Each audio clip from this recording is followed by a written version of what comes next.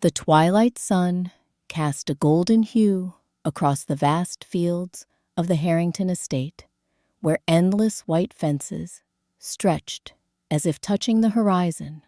On this day, that tranquil landscape had been transformed into a lavish celebration. Inside the grand hall, round tables, draped in pristine white silk, were adorned with crimson roses and crystal glasses shimmering beneath the golden lights. Guests dressed in elegant evening attire raised their glasses in honor of Alexander Harrington and his fiancée, Amelia Brooks. Their engagement had become the talk of Texas high society. Gentle music filled the air, mingling with cheerful conversations and bursts of laughter. Amid the splendor, a small figure darted about. Oliver, Alexander's only son, just 5 years old, scampered between the tables, clutching his worn blue toy car. His innocent joy brought smiles to the guests' faces, a bright spark of purity amid the grandeur. But the mirth shattered in an instant when an explosion thundered from the main stables. Thick black smoke billowed upward, swallowing the sky. The music died. Murmurs of confusion gave way to panic. Then a terrified cry pierced the chaos. "Daddy, help me!" Oliver's voice echoed from within the blaze. The scene descended into madness. Guests, in their glittering gowns and tailored suits, fled in terror, stumbling over toppled chairs and shattered crystal. Ladies who had moments earlier been composed now screamed, their gowns tangling around their feet. The acrid stench of gasoline filled the air as flames poured higher, devouring dry straw and timber with feral hunger.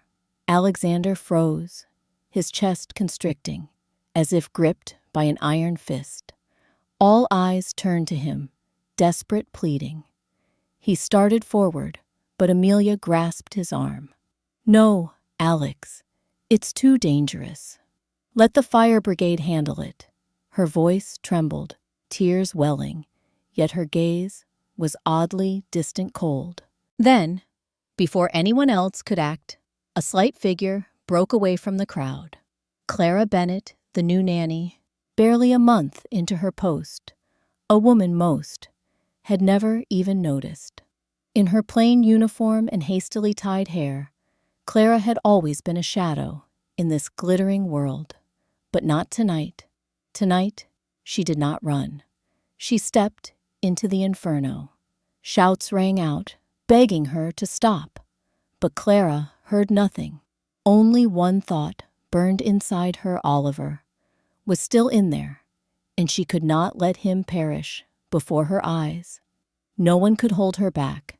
She sprinted toward the blazing stable, where smoke rose in suffocating waves. Just before plunging inside, Clara snatched up a fallen tablecloth, soaked it in the horse trough, and wrapped it tightly over her nose and mouth. "Oliver, do you hear me?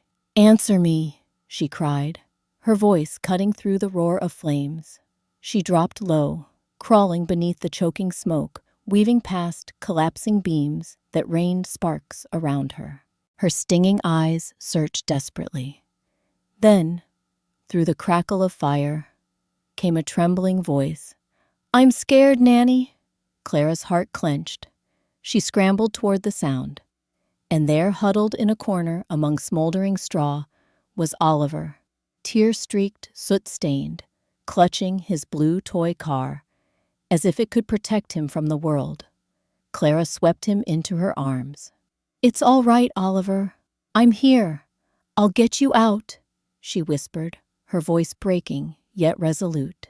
She turned, shielding him with her body from the shower of embers.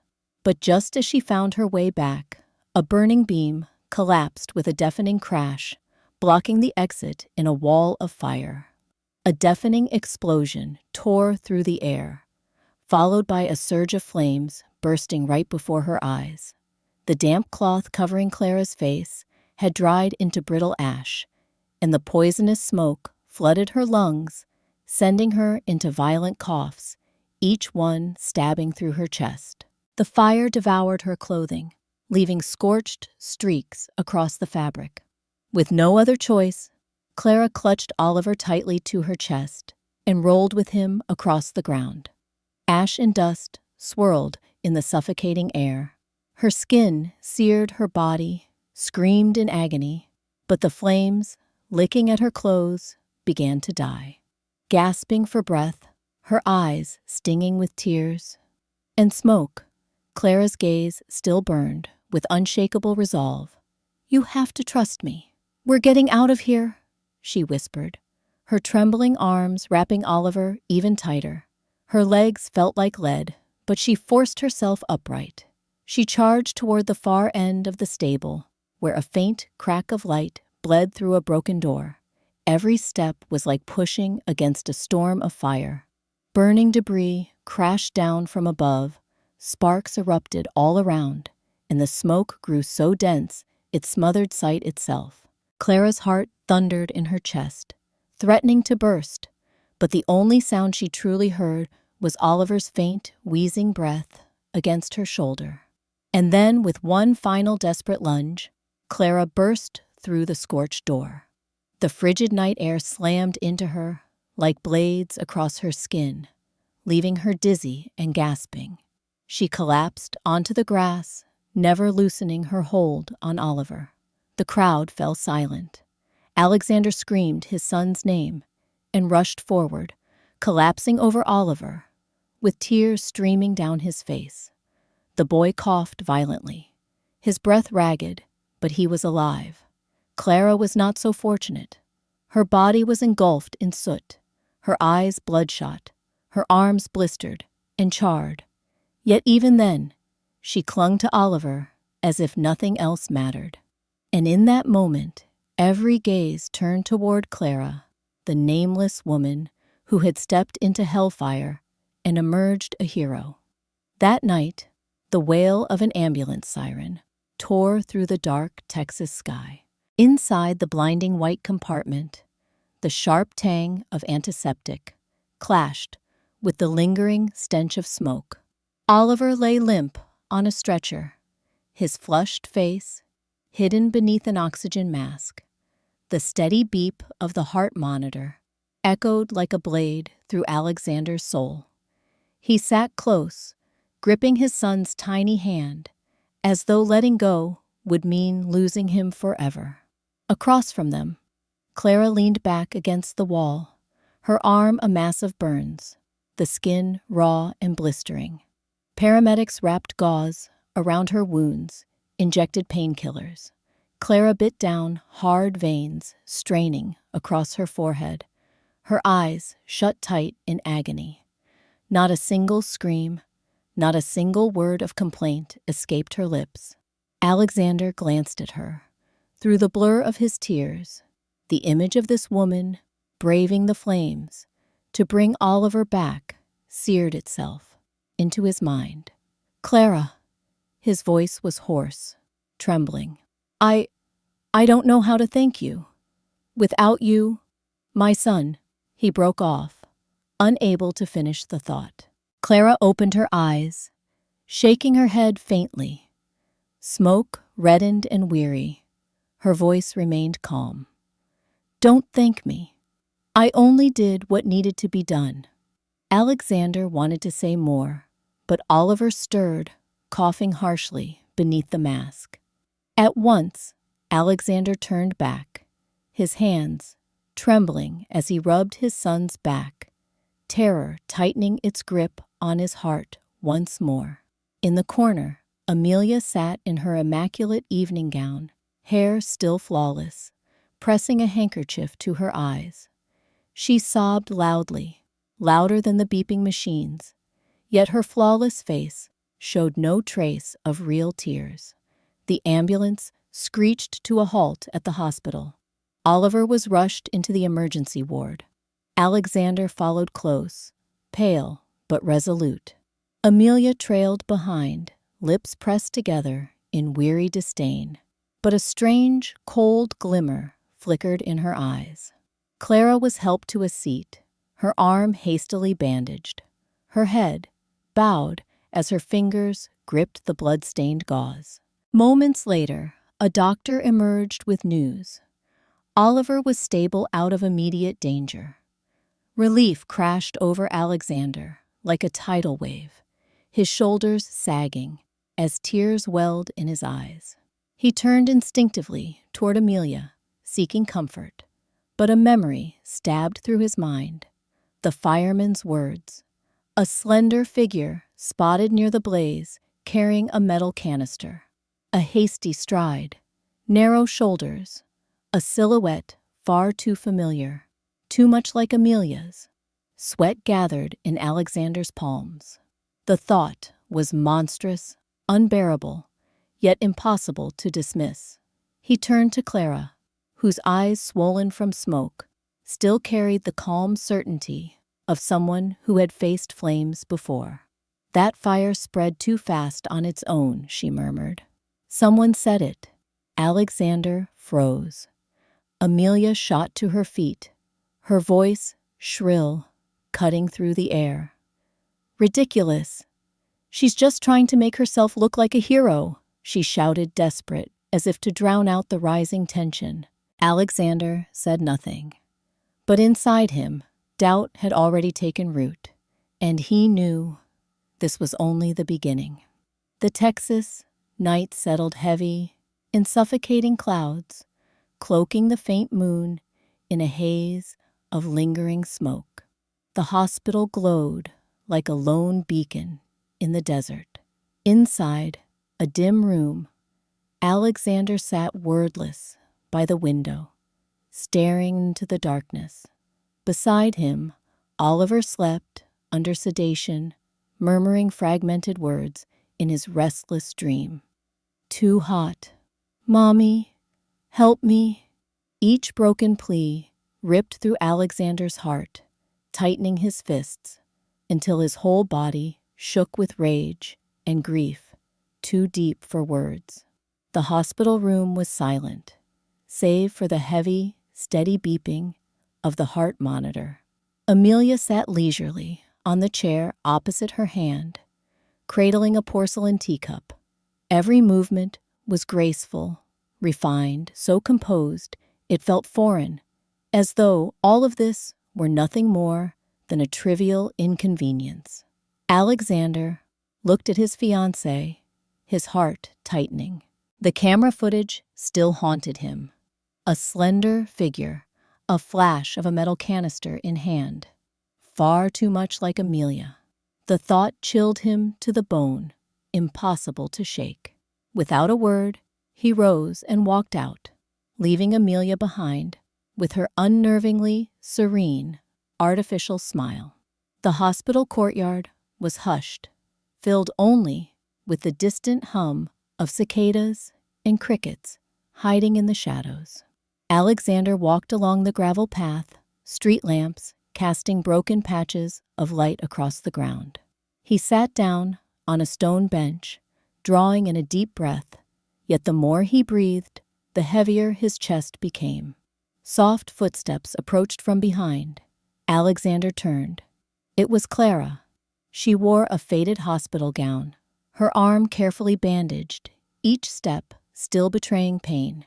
The yellow glow of the lamps fell across her weary face, her eyes swollen red from smoke and tears. Clara lowered herself onto the opposite end of the bench, keeping a polite distance, as though afraid of trespassing into his world. For a moment, they both sat in silence. Alexander lowered his head, his voice strained. "Thank you for saving Oliver. I owe you my son's life." Clara gave a faint smile, shaking her head. "You don't owe me anything. I just couldn't let another child die in front of me." Alexander's gaze shifted to her deep, unreadable. Clara trembled under it, but drew a breath, summoning courage. "Don't you remember me?" The question struck him motionless. What do you mean?" Clara lifted her eyes, distant, her voice soft and trembling. "Years ago, we met once. So brief, it was like a passing shadow. But to me, it's a memory that never faded." Alexander's heart jolted. A hazy fragment surfaced, an afternoon long ago, unfamiliar eyes, lit with a fleeting smile that lingered long after. He opened his mouth to ask, but Clara shook her head, lips pressed tight. "Perhaps now isn't the time. But one day, Alexander, you'll understand why I can't forget." In her hand, a silver locket glinted faintly under the lamplight. Alexander glimpsed its shine, but not the picture hidden within.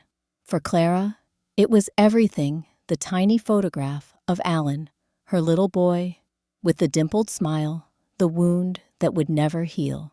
She closed her eyes as memories surged back. The sound of a collapsing roof, the roar of fire, the scream that split her soul. And finally, the empty arms clutching her son's lifeless body. Tears slipped silently onto the cold stone beneath her feet. Inside, Alexander, something invisible, tightened a thread binding him to this woman. Clara rose slowly, preparing to leave. Before she walked away, she looked back, eyes blurred with tears, her voice low, yet resolute. "Oliver survived because I refused to let go, because I know what it means to lose a child." Her words carved into Alexander's soul like a blade of ice. He sat frozen, his trembling hand pressed against the cold stone, Clara's voice echoing endlessly in his mind. In the shadows, his doubts about Amelia grew heavier. But now, another question seeped in: who exactly was Clara? And when had this unseen bond begun to weave itself between them? When dawn broke, pale gold spilled across Texas after a night shrouded in smoke. In the hospital room, Oliver opened his eyes, cheeks still flushed with fever, but his breathing steady. The doctor emerged with a relieved smile. "He's out of danger. He can be discharged today, but he must rest completely and be monitored closely." Alexander nearly collapsed with relief. He pulled his son close, feeling the fragile warmth that had almost been stolen from him. Oliver pressed against his father's chest, whispering weakly, "Daddy, I want to go home." But home, Walker Ranch, was nothing but ashes now. Alexander's voice broke as he whispered, "We'll go to the estate. You'll be safe there." That morning, the car carried 4 passengers: Alexander, Amelia, Clara, and Oliver, away from the hospital toward the grand estate on the outskirts. The mansion, with its red roof gleaming above lush gardens, stood proud and unyielding. Yet beneath its imposing beauty, Alexander felt it in his bones. Another storm was waiting for them. When they stepped inside, the air grew thick and heavy, as though veiled by an invisible fog. Breakfast had been meticulously prepared in the grand dining hall, a polished oak table laden with toast, fresh fruit, and steaming pots of tea. Yet no one touched a single thing. At the head of the table, Alexander sat in silence, his eyes weighed down by an invisible burden. Beside him, Oliver perched on a small chair, his face pale and drawn, still haunted by last night's terror. Across from them, Amelia held her perfect posture, shoulders straight, lips pressed into a thin line, as if bracing herself for battle. From the staircase, Clara descended slowly, her arm still carefully wrapped in bandages. Alexander set down his coffee cup, his voice steady and commanding. "Clara, sit with us. After all, you are more than just a nanny. You saved my son's life." Clara froze, her eyes widening. Never in all these years had she imagined she would sit at this table. Yet, Alexander had spoken, and Oliver's small hand tugged gently at hers. At last, she sat down, her chest tight with unease. She could feel it immediately, the piercing, icy glare of Amelia cutting into her like a blade. No one touched the food. Silence pressed down like a gathering storm ready to break. Alexander tapped his cup lightly against the table once more, his voice slicing through the suffocating air. Amelia. I reviewed the garage footage. A woman entered just before the flames erupted. The walk, the figure, it looked very much like you. Amelia's fingers tightened around the silver spoon. For the briefest instant, a flicker of panic crossed her eyes, but her face quickly returned to its calm mask. You think that was me? She said, with a bitter laugh, her voice sharp. I only went there to take a call. The garage was the quietest place. If the camera caught me there, what's so unusual about that? Her tone was cold, too defensive. It only deepened Alexander's suspicion. Clara, who had been silent until now, finally lifted her head. Her eyes were red from smoke and sleeplessness, but her gaze was unwavering. I've faced many fires before. Last night's blaze spread too fast, igniting at critical points all at once. That wasn't an accident. Someone planned it. Amelia's head snapped toward her lips, curling into a cruel smile. And what about you, Clara? You were there too. You ran straight into the fire. Who's to say you didn't start it yourself, then play the hero to win Alexander's trust? The accusation cut like a dagger into Clara's chest. Oliver clutched his father's hand, whispering in a trembling voice, It wasn't Miss Clara. But the boy's weak words dissolved into the suffocating silence. Alexander sat motionless. On one side was his elegant fiancée. On the other, the woman who had risked her life for his son. His heart felt as if it were being torn in two. His gaze fell almost unconsciously to the silver locket Clara always clutched so tightly. Inside it, perhaps, was a truth buried deep beneath the ashes of the past. That afternoon, slanted sunlight streamed through the dusty windows of the mansion, casting a golden glow over Alexander's study. Surrounded by oak shelves and a towering family portrait, he sat alone, the weight of everything pressing heavily upon his shoulders. 3 knocks broke the silence. The butler entered, carrying a thick, sealed envelope. Sir, this has just arrived from the investigator's office. They insisted it be delivered into your hands only. The envelope felt impossibly heavy in Alexander's grasp. When the door closed, he tore the seal and drew out the files. The first pages were ordinary receipts for shopping trips, salon visits, weekend getaways, too ordinary. But the deeper he read, the darker the story became. Page 10, bank transfers, large sums wired to an account in the Cayman Islands with no explanation. The next page, invoices for industrial solvents and flammable chemicals purchased under a shell company's name. Date of purchase 2 days before the fire. A loose paper slipped to the floor. Alexander bent to pick it up, his blood running cold at the bold typeface. Life insurance policy insured Alexander Walker. Sole beneficiary, Amelia Reed. He collapsed into his chair, face drained of all color. The room spun around him. Doubts he had buried since last night now loomed undeniable, black and white, on the page. In his mind, the fire roared again. Oliver screaming within the flames. Clara's desperate figure diving in to save him, and Amelia standing outside, her eyes cold as stone. Piece by piece, the puzzle aligned into a portrait of betrayal.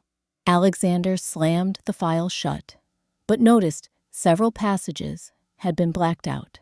At the bottom, a note from the detective read, "Some details too sensitive. I can only reveal them in person." Alexander gripped the file tighter, his eyes burning with fury. It was certain now Amelia was not only unfaithful, but a danger to his family. Yet behind those censored lines, what greater secret still lurked? Night descended over the Walker estate. The chandelier's cold light spilled across the polished floor of the grand hall. At the end of the long table lay the thick file, the evidence of treachery. The door swung open. Amelia entered, draped in a crimson silk gown that shimmered like fire, a glass of wine glowing in her hand. Her lips curved into a half-smile, but her eyes darted to the file on the table, sharp with suspicion. "You called for me." Her voice lingered in the air, honeyed yet edged with mockery. Alexander did not answer. He flung the file onto the table, papers scattering like blades. "Explain this. The money, the chemicals, the insurance contract. What do you have to say for yourself?" For a fleeting moment, Amelia's face paled. But then she lifted her chin, smiling with haughty defiance. "You think you know everything." Amelia let out a twisted laugh, dripping with venom. "You never truly loved me, Alexander. You only wanted a flawless image to flaunt. I'm simply taking back what should have been mine." Alexander's fists clenched, his voice low and seething through his teeth. "By burning down my home, by throwing Oliver's life into the fire." Amelia set her wineglass on the table, her eyes glinting with madness. The boy was just a small sacrifice. If that wretched Nanny hadn't interfered, everything would have been perfect. At that very moment, Clara appeared at the doorway. She had meant to slip away unnoticed, but Amelia's words froze the blood in her veins. Clara's eyes darkened, her voice steady and clear. "A small sacrifice. He's a child." Amelia spun around, her glare blazing. Well, well, the self-proclaimed heroine. Just a piece of trash, daring to meddle in my affairs. Clara didn't falter. Her breath was steady, as though the very fire itself burned within her eyes. "I don't need any title. I only need Oliver to live. And he deserves to know the truth about the woman you plan to marry." The air tightened, stretched to the breaking point. Amelia reached into her purse and pulled out a small glass vial, filled with a clear liquid reeking of alcohol. She raised it high, her hand trembling, her eyes wild. "Take one more step, I'll burn this entire mansion to the ground. Let's see who dares defy me then." Alexander immediately moved in front of Clara, his instincts to protect overwhelming. But Clara showed no fear. Her eyes, hardened by too many encounters with flames, shone with unyielding resolve. In a split second, she lunged forward, striking Amelia's wrist. The vial shattered, the stench of alcohol flooding the room, but no fire caught. Clara twisted, using all her strength to force Amelia onto the sofa, pinning her down. "Enough!" Clara's voice thundered an unshakable command. Amelia thrashed and screamed, "You fools understand nothing. I'm the true victim in this game." The sound of hurried footsteps echoed through the hall. The butler burst in with 2 guards, followed closely by the police. Alexander had summoned earlier. Within moments, Amelia was handcuffed, her shrieks collapsing into meaningless madness. Alexander stood frozen, his breath ragged. He turned to Clara. She had collapsed into a chair, her hair disheveled, the bandage on her arm seeping fresh blood. Yet in her trembling eyes burned a strength so fierce it left him speechless. He knew then, without Clara, he would have lost everything. After Amelia was taken away, the mansion fell into a silence, as heavy as ash after a wildfire. The wail of sirens faded into the distance, leaving behind a haunting stillness. Alexander stood at the window, watching the blue and red lights vanish from sight. Inside him, the storm had not yet stilled. Across the room, Clara sat quietly, clutching the silver locket in both hands. Her shoulders trembled, her face streaked with tears not yet dry. Alexander walked toward her, his voice softened, stripped of anger. "Clara, the danger is over now. Amelia will pay for everything. You saved Oliver. You saved me. I owe you everything." Clara shook her head. Her eyes held a burden too heavy to keep locked away any longer. With trembling hands, she opened the locket and placed it in his palm. Inside was an old, faded photograph of a young boy, smiling brightly, dimples deep in his cheeks. "This is Adrian." Clara's voice broke as tears spilled over. "My son." Alexander froze. That smile, those eyes, achingly familiar. His heart pounded his hands, shaking violently. Clara bit her lip, sobbing as the truth poured out. "Adrian isn't only my son, Alexander. He's yours too." In that instant, Alexander's entire world shattered before his eyes. Clara sat quietly on the porch, her hands still clutching the silver locket, as if clinging to a piece of memory that refused to fade. Inside was a worn photograph, the innocent smile of Adrian, the child she could never keep. The evening shadows fell across her shoulders in a pale, golden hue, reminding her of losses that time could never erase. Alexander approached his figure, weary, but his eyes burning with resolve. He sat beside her, in silence, for a long while, before his husky voice finally broke through Clara. "I want to see my son. Take me to where Adrian rests." Clara flinched, her eyes widening as she trembled, staring at him. She had once believed he would turn away from this truth, or resent her, perhaps even hate her. But now, in Alexander's gaze, there was no hesitation, only a steady, enduring grief. "Are you certain?" she asked softly, her voice quivering like the wind. Alexander nodded, his eyes fixed ahead. "I missed his whole life.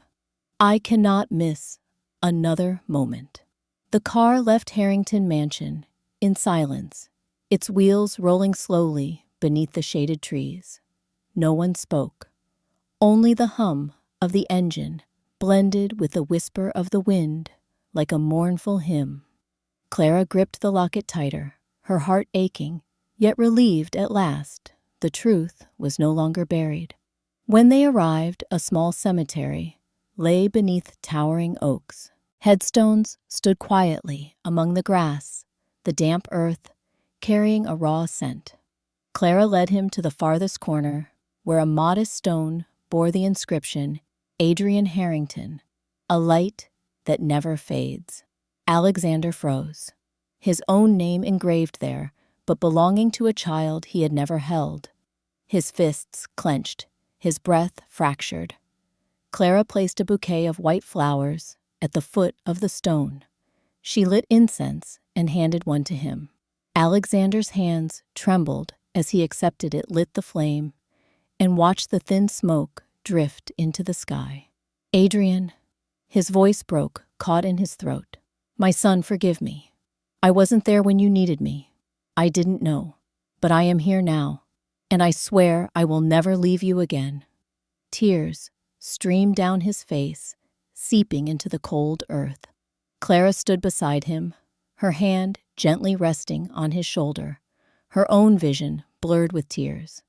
Then, Oliver, still clutching the charred little toy car, walked forward quietly. He placed it beside the grave and spoke in a clear, childlike voice. "Brother Adrian, I'm Oliver. I promise I'll play for the both of us."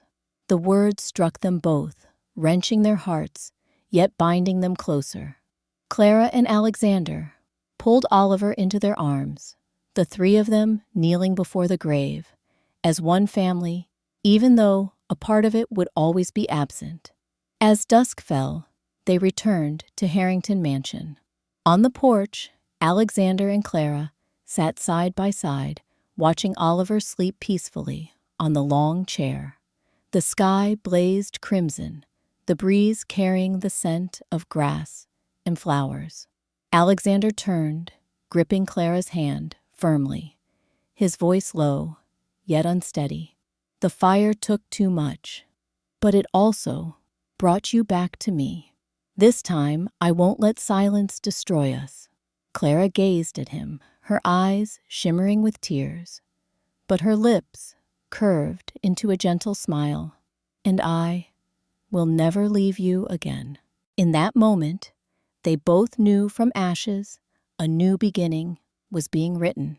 A family reborn through truth, sacrifice, and a love no flame could ever destroy. 2 years later, Harrington Ranch had come alive again. No smoke, no burnt ruins, only a home filled with laughter. That day, the garden glowed in sunlight, hosting the wedding everyone had long awaited. Rows of white chairs lined the aisle petals, scattered across the path. At its head, Oliver, dressed proudly in a tiny suit, carried the velvet pillow that held the rings. Laughter echoed applause, rang out. Oliver puffed out his chest as he walked, eyes shining bright. Clara appeared in a pure, white gown, her gaze locked on Alexander, waiting in a gray suit, his smile trembling with emotion. Her heart tightened when Oliver ran to her, taking her hand and placing it firmly into Alexander's. "Now, we're a family, right?" the boy asked, eyes sparkling. Alexander clasped both their hands, his voice breaking. "Yes, from now until forever." When the minister declared them husband and wife, applause thundered through the garden. Alexander kissed Clara's forehead, then lifted Oliver into his arms, holding them both close as if making a vow to the world. In the front row, a chair remained empty, adorned with a small plaque, reserved for Adrian, forever part of this family.